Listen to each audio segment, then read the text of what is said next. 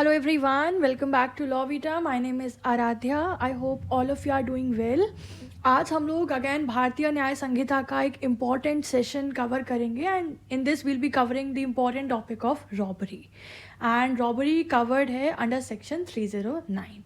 तो सबसे पहले मेरा एक बहुत सिंपल सा क्वेश्चन है, आप उसका आंसर जहाँ बैठे हैं वहीं पर सोचिएगा कि अगर कोई बिना बताए आपका फ़ोन उठा ले तो आप इस एक्ट को क्या कहेंगे, इस रॉन्गफुल एक्ट को क्या कहेंगे. हम इसे कहेंगे थेफ्ट. ये हमने पढ़ा है कि जब कोई हमारे बिना मर्जी के कोई हमारी पर्सनल चीज़ को, मूवेबल आइटम को हमारे बिना पूछे हमसे उसको उठा लेता है, दैट्स कॉल्ड थेफ्ट. अब दूसरा क्वेश्चन मेरा है कि अगर कोई धमकी दे के कि मैं कल तुम्हारा फलाना फलाना नुकसान कर दूंगा अगर तुमने अपना फ़ोन या अपने पैसे मुझे नहीं दिए तो अब हम इसे क्या कहेंगे, क्या हम इसको भी थेफ्ट कहेंगे? तो जब हम लॉ पढ़ते हैं तो हम कहते हैं कि नहीं, ये थेफ्ट का एक एग्रेवेटेड वर्जन है जिसे हम कहते हैं एक्सटॉर्शन, जहाँ पे धमकी दी जा रही है कि मैं तुम्हारे साथ कल कुछ ऐसा कर दूंगा. इंस्टेंट नहीं हो रहा है, वो आपको फ्यूचर के कोई एक एक्शन की धमकी दे रहा है. So this is what we call as extortion.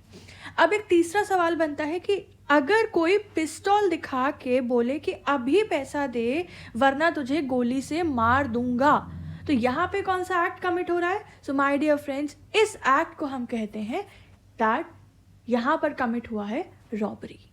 ठीक है, रॉबरी में और एक्सटॉर्शन में मेजर डिफरेंस जो क्रिएट हो रहा है वो है आपकी टाइमिंग का, कि एक्सटॉर्शन में वो जो धमकी दे रहा है, वो जो फियर या थ्रेट कॉज कर रहा है, वो फ्यूचर टाइमिंग के लिए कर रहा है कि मैं तुझे कर दूंगा. जबकि रॉबरी में जो फियर है, जो थ्रेट है, वो इंस्टेंट नेचर का है कि वो बोल रहा है कि अभी दे वरना तुझे अभी के अभी मार दूंगा, तेरे संग अभी के अभी ऐसा कर दूंगा.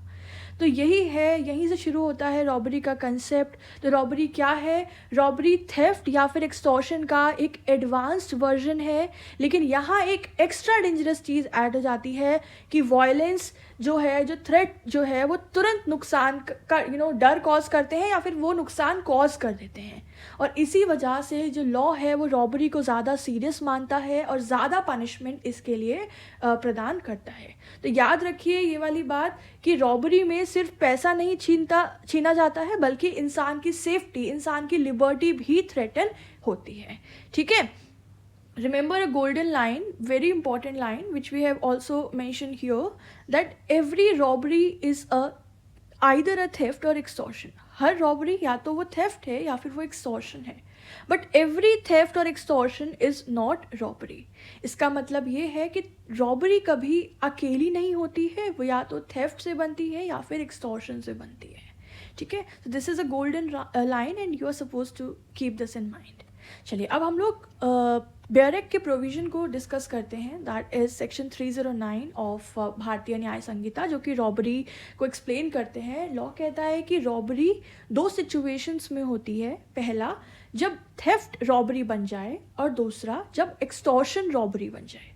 अब हम दोनों को एक एक करके बहुत सिंपल तरीके से समझते हैं.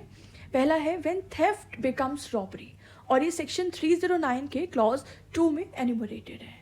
तो देखिए, नॉर्मल थेफ्ट क्या होती है कि चोरी जो है वो क्वाइटली होती है, विक्टिम को तुरंत पता भी नहीं चलता है ना, एक कुछ समय के बाद पता चलता है, कोई यहाँ पे वायलेंस नहीं कमिट होता है. This is how theft is committed. अब सवाल है दैट थेफ्ट रॉबरी कब बनेगी? तो जब जो ऑफेंडर है, जो रॉन्ग डूअर है, वो चोरी करते वक्त या चोरी करने के लिए कुछ एक्स्ट्रा करे. जैसे लॉ कहता है कि रॉबरी, थेफ्ट रॉबरी बन जाती है व्हेन द ऑफेंडर क्या क्या करता है, या तो वो किसी को मार देता है, यहाँ लिखा है ना, दैट वॉलंटरली कॉजेज और अटेम्प्ट टू कॉज, या तो वो कर देता है या फिर वो अटेम्प्ट करता है टू कॉज द डेथ, किसी को मार दे, किसी को हर्ट पहुंचा दे, या फिर किसी को रॉन्गफुली रेस्ट्रेन कर ले, पकड़ के बंदी बना ले, या फिर विक्टिम को तुरंत मारने का डर कॉज कर दे, it causes a fear of instant death, या तुरंत चोट पहुंचाने का, हर्ट करने का डर पैदा करे, या फिर उसको रॉन्गफुल रेस्ट्रेन करने का इंस्टेंट फियर कॉज करे. तो यहाँ पे जो सबसे इंपॉर्टेंट वर्ड है which we have to remember is instant. Instant मतलब अभी, इसी वक्त, अभी राइट हियर, ठीक है। तो आप एक रियल लाइफ सिचुएशन समझिए, सोचिए कि कोई आपका एक बहुत इम्पॉर्टेंट बैग है आपको वो चुरा रहा है, आप पकड़ लेते हो उसे, वो आपको धक्का देकर गिरा देता है, वहाँ पे बहुत तेज़ धक्का देता है और आपका बैग लेकर भाग जाता है।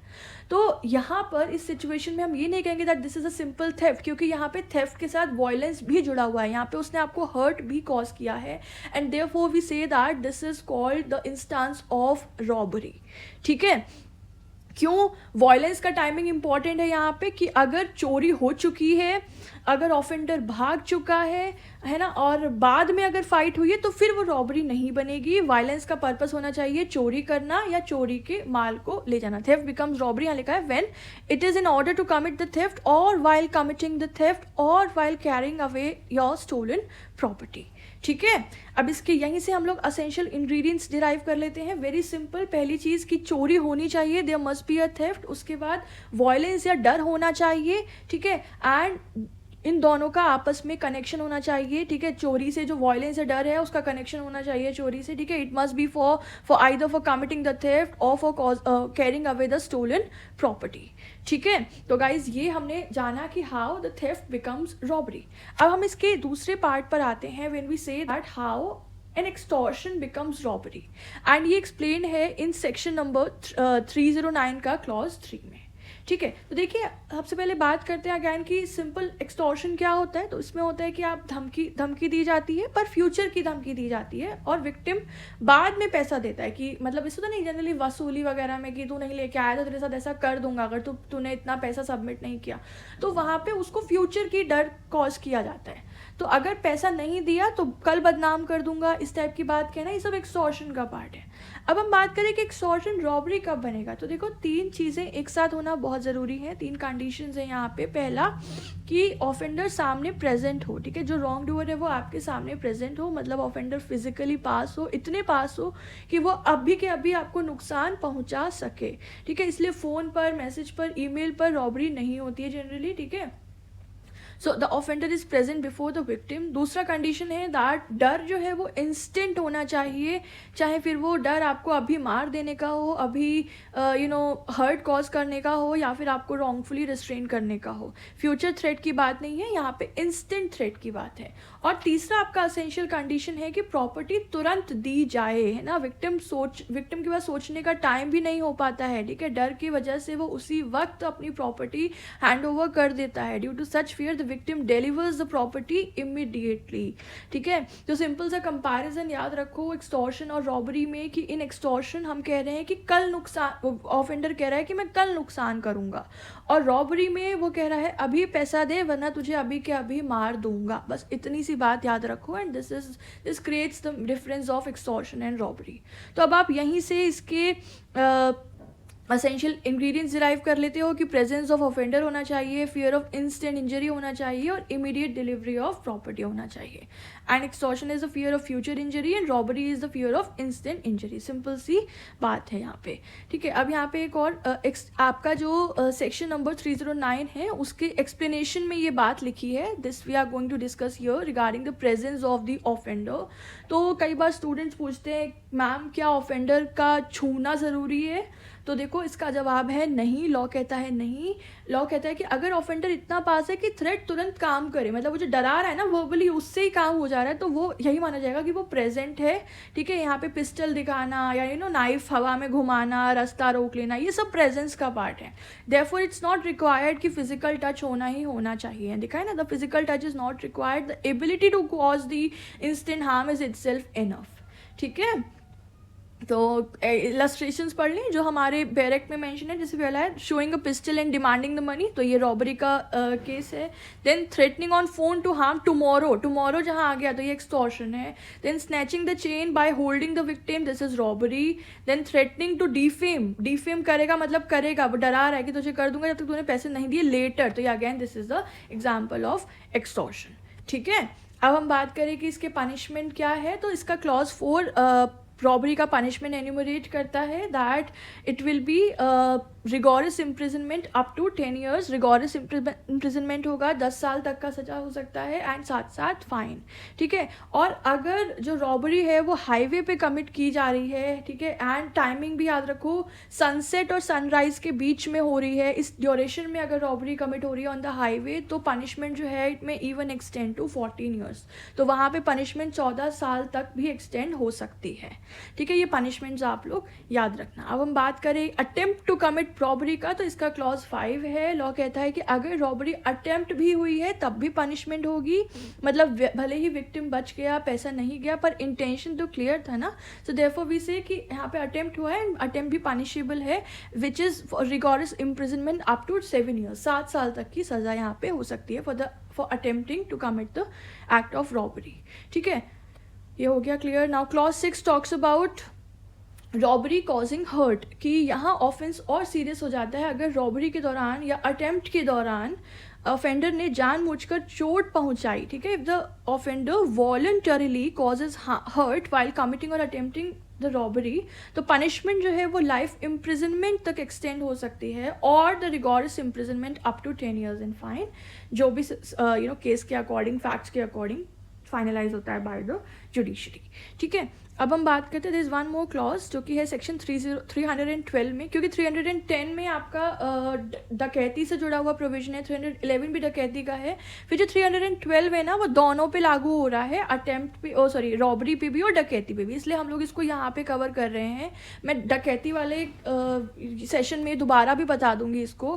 तो ये है कि अटेम्प्ट टू कमिट रॉबरी और डकैती when armed with the deadly weapon, तो यहाँ बात हो रही है कि जब रॉबरी या डकैती करते वक्त उन लोगों के पास डेडली वीपन्स भी हैं, ठीक है। तो यहाँ पे लॉ और ज़्यादा स्ट्रिक्ट हो जाता है कि अगर कोई रॉबरी या डकैती का अटेम्प्ट करता है और डेडली वीपन के साथ आर्म्ड है, चाहे फिर लूट भले ही हुई हो या नहीं हुई हो, कोई मरा या नहीं मरा, सिर्फ अटेम्प्ट भी है और यही पता चल गया कि वीपन्स थे साथ में, इतना भी काफ़ी है, तो आपका पनिशमेंट होगा rigorous imprisonment of not less than 7 years, making it a serious and अग्रेवेटेड offence, ठीक है। ये पनिशमेंट आप याद रखना। फिर इसी का अगला सेक्शन 313 टॉक्स अबाउट की punishment for belonging to the gang of robbers.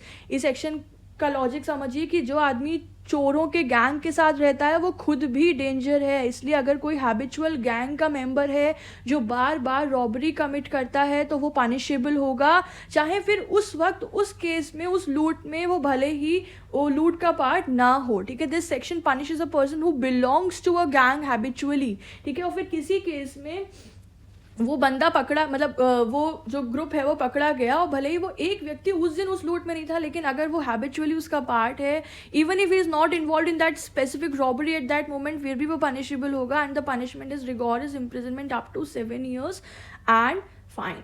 That reflects that the liability based on the habitual association and not an individual act, right? So ये हो गया हमारा पूरा कंसेप्ट रॉबरी का इन रिगार्ड्स टू भारतीय न्याय संहिता। तो देखिए in the and I just say कि रॉबरी सिर्फ चोरी नहीं है बल्कि डर के ज़रिए लूट है, एंड लॉ रॉबरी को ज़्यादा सीरियस मानता है क्योंकि यहाँ इंसान की जान, इंसान की आज़ादी और सेफ्टी सब खतरे में हो जाती है। इसलिए भारतीय न्याय संहिता 2023 रॉबरी को थेफ्ट और एक्सटॉर्शन से ज़्यादा स्ट्रिक्ट पनिशमेंट उसके लिए इम्पोज करता है। तो रिमेंबर वन फॉर्मूला याद रख लो कि robbery is equals to theft और एक्सटॉर्शन प्लस वायलेंस और इंस्टेंट फियर, ठीक है। So with this we are absolutely done with our today's session. Robbery पर पूरा हमने कवर कर लिया। I don't think there is any aspect left and you are completely prepared for exam, for writing your answer, चाहे फिर आप objective के लिए इसको क्यों ना प्रिपेयर कर रहे हो।